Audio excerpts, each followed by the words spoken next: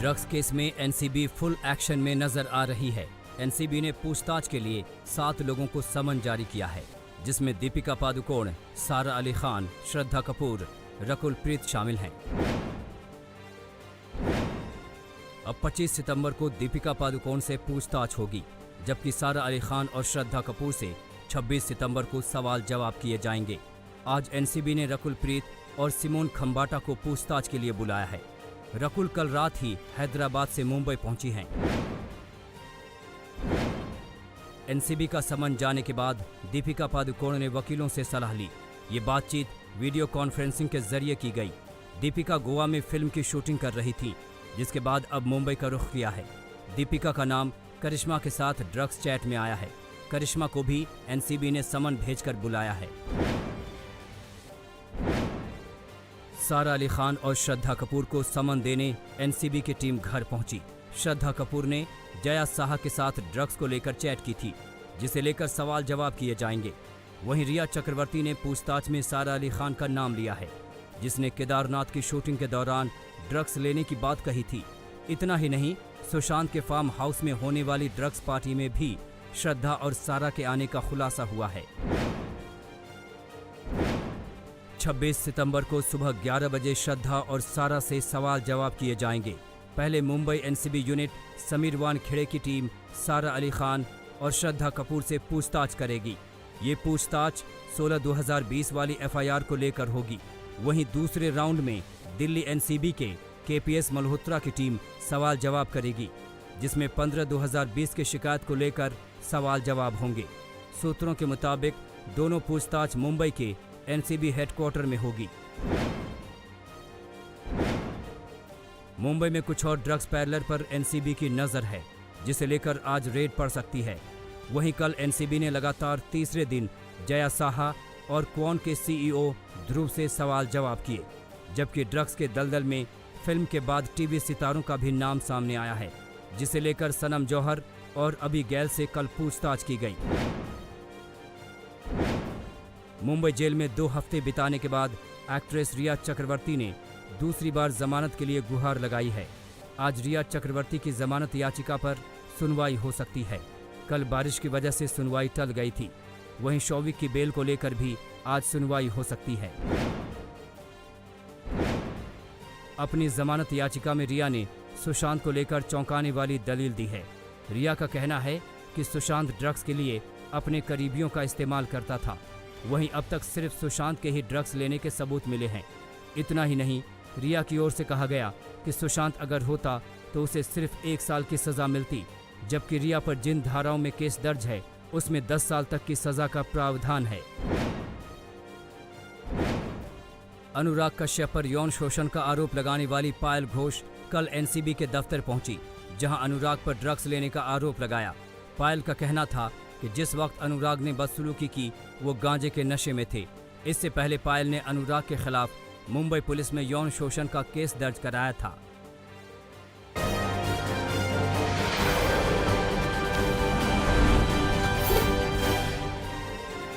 Corona से संक्रमित हुए रेल राज्य मंत्री सुरेश अंगड़ी की बुधवार रात मौत हो गई। उनका दिल्ली के एम्स में इलाज चल रहा था। करीब 2 हफ्ते पहले सुरेश अंगड़ी की कोरोना टेस्ट रिपोर्ट पॉजिटिव आई थी। अस्पताल में इलाज के दौरान उनकी सेहत लगातार बिगड़ती गई, जिसके बाद कल रात उन्होंने अंतिम सांस ली।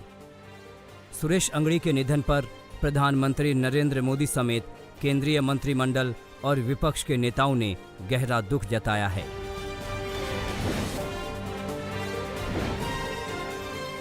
बुधवार को पीएम मोदी ने कोरोना से सबसे ज्यादा प्रभावित 7 राज्यों के मुख्यमंत्रियों के साथ बैठक की। बैठक में कोरोना से निपटने के लिए इंफ्रास्ट्रक्चर मजबूत करने को लेकर चर्चा हुई। राज्यों को ऑक्सीजन सप्लाई पर विशेष ध्यान देने के लिए कहा गया, ताकि किसी भी सूरत में मरीजों के लिए कमी न पड़े। इस बात पर भी जोर दिया गया कि ज्यादातर केस लक्षणों वाले नहीं हैं, इसलिए मास्क पहनने पर पूरा जोर रहना चाहिए।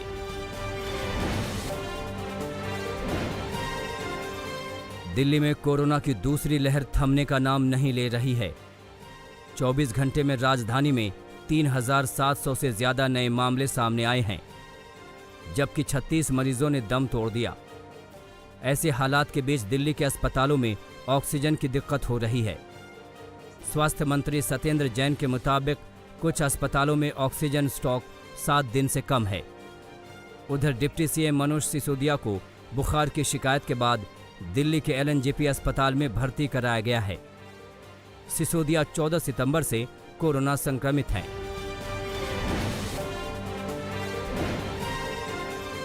केरल में कोरोना संक्रमण की दूसरी लहर ज्यादा खौफनाक होती जा रही है।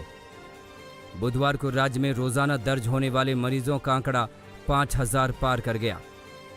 24 घंटे में केरल में 5376 नए मरीज दर्ज हुए, जो अभी तक का सबसे बड़ा आंकड़ा है। 24 घंटे में केरल में 20 मरीजों की भी मौत हुई है।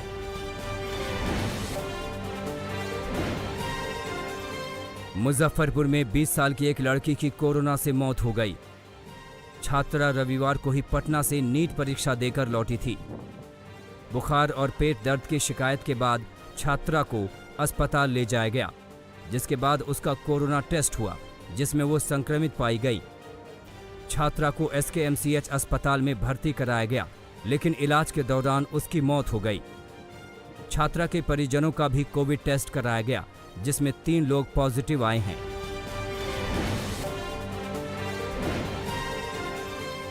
शिमला के डीडीयू अस्पताल में कोरोना संक्रमित महिला ने आत्महत्या कर ली। 54 साल की कोरोना पीड़ित को 18 सितंबर से भर्ती कराया गया था। वो आइसोलेशन वार्ड में थी, लेकिन आधी रात को उसने फांसी लगा ली। वहीं मृतक के परिवार वालों का आरोप है कि महिला को ठीक तरह से इलाज नहीं मिल रहा था, जिसके चलते वो परेशान थी। उधर जिला प्रशासन ने इस मामले में मजिस्ट्रेट जांच के आदेश दे दिए हैं।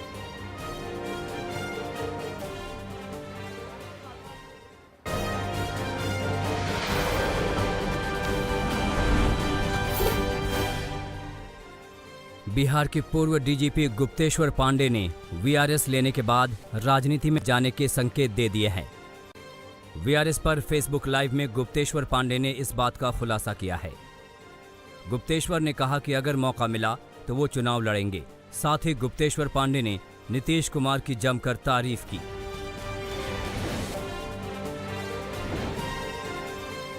गुप्तेश्वर पांडे के वीआरएस को लेकर सियासत तेज हो गई है। शिवसेना सांसद संजय राउत ने कहा कि गुप्तेश्वर पांडे के राजनीतिक एजेंडे से पर्दा उठ गया है।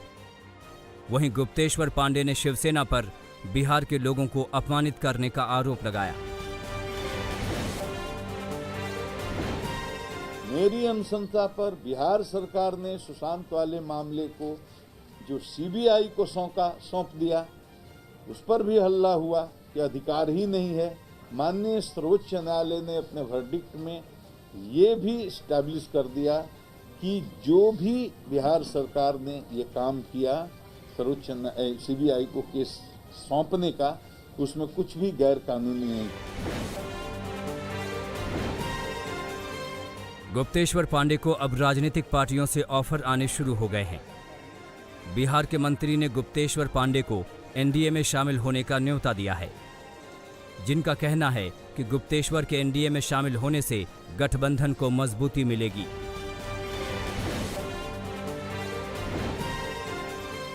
कृषि विधेयक बिल को लेकर सियासी घमासान जारी है।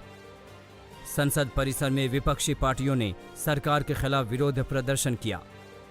वहीं बिल पर चर्चा न किए जाने को लेकर राष्ट्रपति से शिकायत की। राष्ट्रपति भवन के गेट तक विपक्षी पार्टियों के नेता गए। वहीं कांग्रेस नेता गुलाम नबी आजाद ने प्रेसिडेंट से मुलाकात की।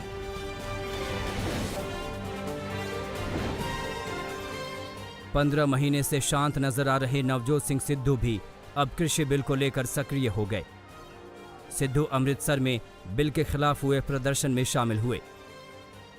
वहीं हरियाणा में अकाली दल ने बिल के खिलाफ ट्रैक्टर यात्रा निकाली।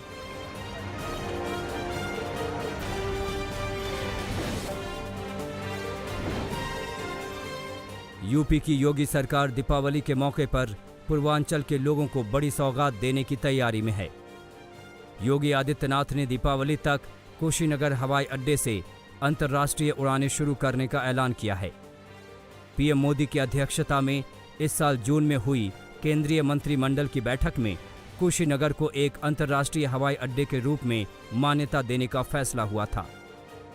देश में ये 29वां और उत्तर प्रदेश में चौथा हवाई अड्डा होगा।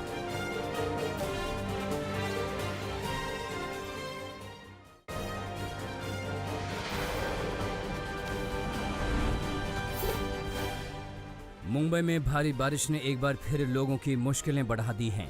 कल हुई बारिश ने यहां बीते 2 दशकों का रिकॉर्ड तोड़ दिया है। बारिश के हालातों के बीच मुंबई की रफ्तार थम गई है। आधा शहर बारिश में डूब गया।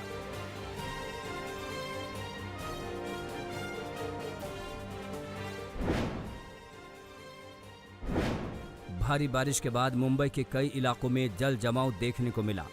सड़कों पर कमर तक पानी भर गया, गाड़ियां डूब गईं। वहीं बसों ने बीच सड़क पर ही सरेंडर कर दिया। लोगों के घरों और दुकानों में पानी घुस गया। कई इलाकों में लंबा जाम देखने को मिला। नासिक में पिछले 2 से 3 दिन से लगातार बारिश से जनजीवन अस्त व्यस्त हो गया है। भारी बारिश के बाद रिहायशी इलाकों में पानी जमा होने लगा है। खेतों में पानी घुस गया है और फसल खराब हो रही है। सबसे बड़ा नुकसान प्याज की खेती को हुआ है।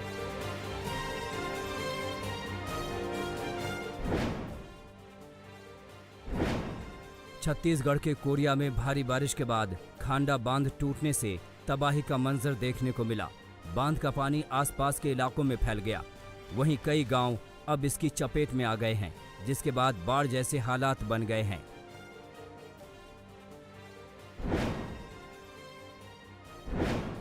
अमरावती में भारी बारिश का कहर देखने को मिल रहा है, जहां शाहनूर नदी ने विकराल रूप ले लिया है। नदी का पानी अब सड़कों को अपनी चपेट में ले चुका है, जिसे पार करने के दौरान एक शख्स तेज बहाव में बह गया, जिसके स्थानीय लोगों ने रेस्क्यू कर जान बचाई।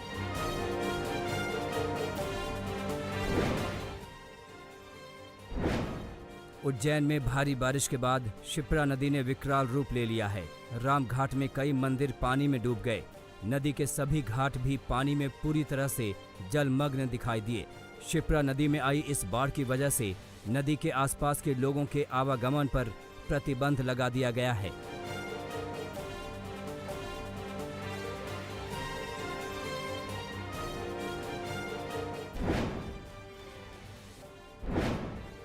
झारखंड के पठारी जिले गोड्डा में भारी बारिश के बाद बाढ़ जैसे हालात हो गए हैं। दर्जनों गांव पूरी तरह से जलमग्न हो गए हैं। करीब 2 दर्जन गांव का जिला मुख्यालय से संपर्क टूट गया है। हाईवे पर पानी बह रहा है। वहीं बरसाती नदियां उफान पर हैं।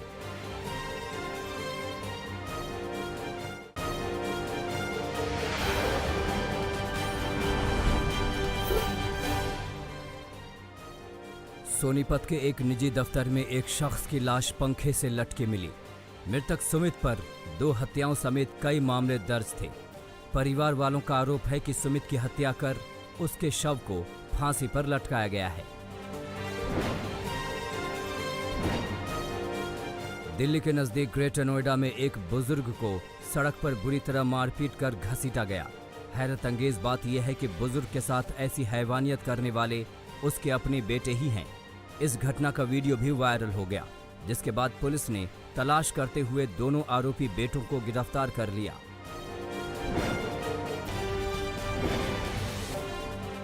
मेरठ में पुरानी रंजिश को लेकर 2 गुटों में खूनी झड़प हो गई। दोनों तरफ से जमकर पत्थर और लाठी डंडे चले। संघर्ष के दौरान एक पक्ष की तरफ से फायरिंग भी की गई, जिसमें 3 बच्चों समेत 12 लोग घायल हो गए।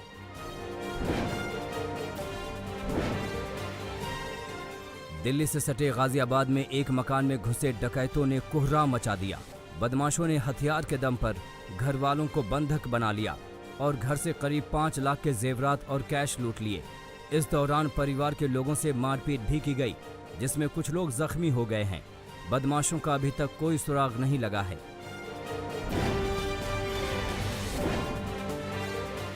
सूरत में 3 अलग अलग जगहों पर छापेमारी में पुलिस ने ड्रग्स की बड़ी खेप बरामद की है।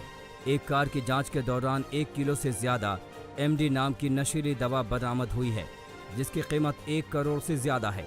सूरत पुलिस का दावा है कि पकड़ी गई ड्रग्स का सीधा कनेक्शन मुंबई से है, इसलिए उसने NCB से भी संपर्क किया है।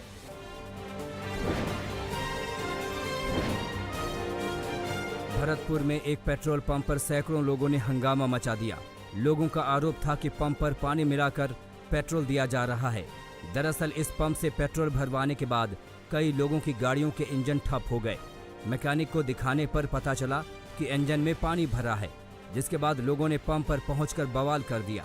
मामला तूल पकड़ने पर प्रशासन ने पंप की जांच का आदेश दिया है।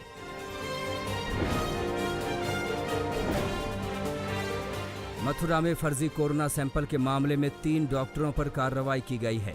तीनों डॉक्टरों के खिलाफ शिकायत की गई थी कि सरकारी रिकॉर्ड की खानापूर्ति के लिए ये लोग फर्जी सैंपल लेकर जांच के नाम पर धोखाधड़ी कर रहे हैं।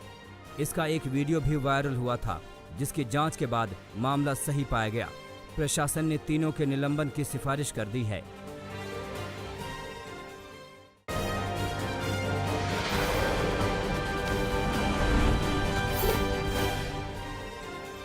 जम्मू कश्मीर के बडगाम में आतंकवादियों ने बीडीसी चेयरमैन की गोली मारकर हत्या कर दी। चेयरमैन भूपिंदर सिंह को सुरक्षा गार्ड दिए गए थे, लेकिन वो बुधवार को गार्ड के बिना ही श्रीनगर से अपने पैतृक घर खाक चले गए थे, जहां आतंकियों ने घर में घुसकर उन पर गोलियां बरसा दी। हमले में भूपिंदर सिंह की मौके पर ही मौत हो गई। टीआरएफ नाम के आतंकी गुट ने भूपिंदर सिंह की हत्या की जिम्मेदारी ली है।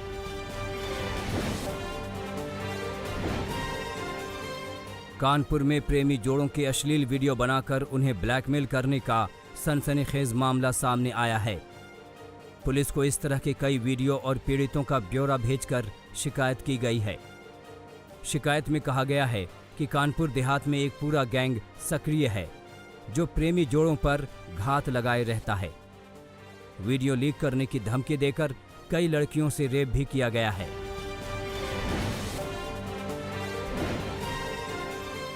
गुना में हैवानियत बने एक शख्स ने दोस्तों के साथ मिलकर अपनी पत्नी का रेप करवाया। आरोपी और उसकी पत्नी का झगड़ा चल रहा था और पत्नी अलग रहने लगी थी। इसी से भड़के पति ने पहले तो राजीनामे का बहाना किया और फिर पत्नी को लाकर ऐसी हैवानियत को अंजाम दिया। आरोपी ने रेप के बाद पत्नी पर धारदार हथियार से हमला भी किया। आरोपी और उसके दोनों दोस्त फरार हैं।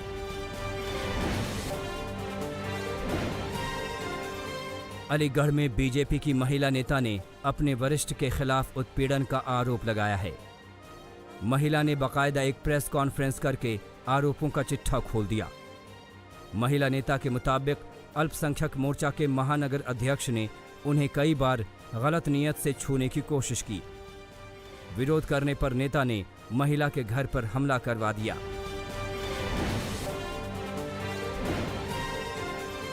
राजस्थान के करौली में खनन माफिया ने वन विभाग के गश्ती दल पर हमला बोल दिया। खनन में जुटी गाड़ियां जब्त करने पर आरोपियों ने वन विभाग की टीम पर पथराव कर दिया। बाद में अतिरिक्त बल बुलाकर आरोपियों की तलाश में इलाके में छापेमारी की गई, लेकिन पुलिस को बैरंग लौटना पड़ा।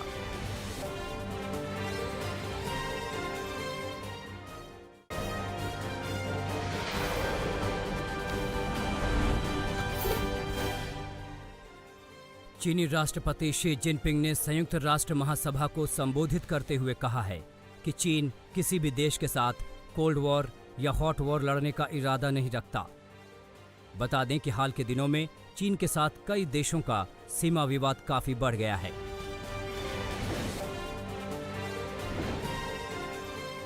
ईरान के राष्ट्रपति हसन रूहानी ने मिडिल ईस्ट में हिंसा और अराजकता के लिए अमेरिका को जिम्मेदार ठहराया है। साथ ही संयुक्त राष्ट्र महासभा में दिए गए अपने भाषण में चीन और रूस का भी धन्यवाद किया, जिन्होंने ईरान के ऊपर लगाए जा रहे प्रतिबंधों का विरोध किया था।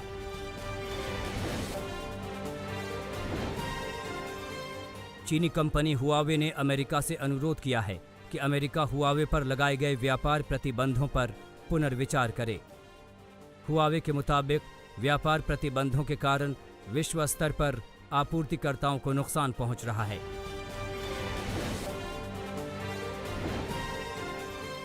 मलेशिया में विपक्ष के नेता अनवर इब्राहिम ने कहा है कि उन्होंने नई सरकार बनाने के लिए बहुमत हासिल कर लिया है।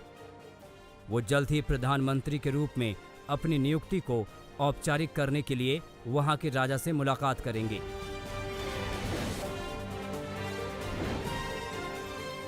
इस्लाम के सबसे पवित्र स्थल मक्का की ग्रैंड मस्जिद को उम्रा करने आने वाले श्रद्धालुओं के लिए 4 अक्टूबर से खोल दिया जाएगा। हालांकि अभी सिर्फ सऊदी अरब के लोगों को ही यहां आने की इजाजत होगी।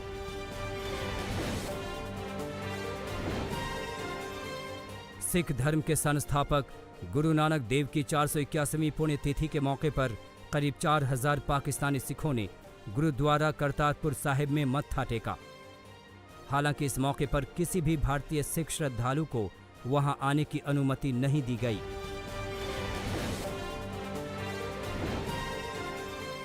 कोरोना वायरस की वजह से अपने देश में फंसे बांग्लादेश के लोगों ने वापस सऊदी अरब जाने के लिए ढाका स्थित सऊदी अरब एयरलाइंस के ऑफिस के बाहर जमकर हंगामा किया। इन लोगों की मांग है कि उनका वर्क वीज़ा खत्म होने से पहले उन्हें सऊदी अरब जाने दिया जाए।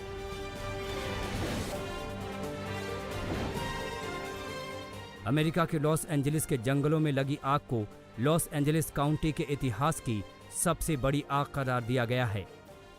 बॉबकैट फायर नाम से चर्चित इस आग ने अब तक वहां 1,12,000 एकड़ से ज्यादा इलाके को जलाकर राख कर दिया है।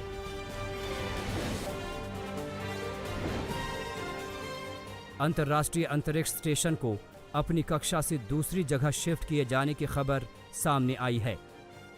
बताया जा रहा है कि अंतरिक्ष में तैरते एक मलबे से बचाव के लिए ऐसा किया गया है, जिसकी ISS से दूरी सिर्फ 1.4 किलोमीटर थी।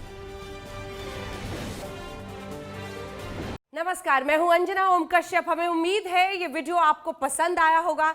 लेटेस्ट खबरों के लिए यूं ही देखते रहिए आज तक, और इस वीडियो के पसंद आने पर लाइक, शेयर एंड सब्सक्राइब करना ना भूलें।